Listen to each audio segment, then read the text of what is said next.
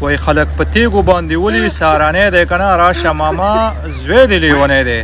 د مولانا فضل الرحمن په جلسه کې د کینګ جناب عمران احمد خان نیازي پوسټر لګېدلی دی او د پاسه پې لیکلي دی چې مولانا فضل الرحمن د عمران خان د رهایۍ دپاره قدم اوچت کړي. زما دې په توبو توبه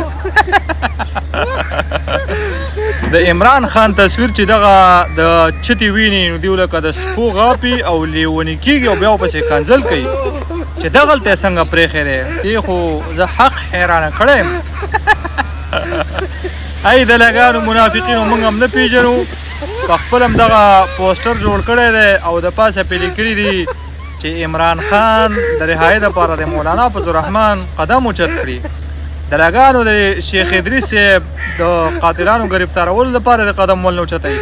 د مفتي عبدالشکور او څومره غټ غټ علما شهیدان شو د هغه دپاره ولې پوسټر یې نه جوړوئ؟ منافقین یې هر ځای کې سیاست کوئ. او عمران احمد خان نیازي فرمایلي وو چې دا پړه لیک نه دي، جاهل دي او د علم حاصلولو کوشش هم نه کوي. موږ هم پېژنو. تاسو خو چې د عمران خان تصویر وینئ لکه د لیونو سپو بیا چیچل کوئ، غاپئ، بیا کنځل کوئ. زه حیران شوی وم چې دلته یې څنګه پرېښودی. دا مو په خپله جوړ کړی او راوړی مو دی او بیا په سوشل میډیا وایرل کوئ چې مولانا فضل الرحمن د عمران خان د رهایۍ دپاره څه ځال دپاره، د لسۍ دپاره، د کورسۍ دپاره، د وزارت دپاره داسې کوي. د عمران خان دپاره موږ ژوندي یو. خپله ونه پاکه کوئ، موږ پرېږدئ.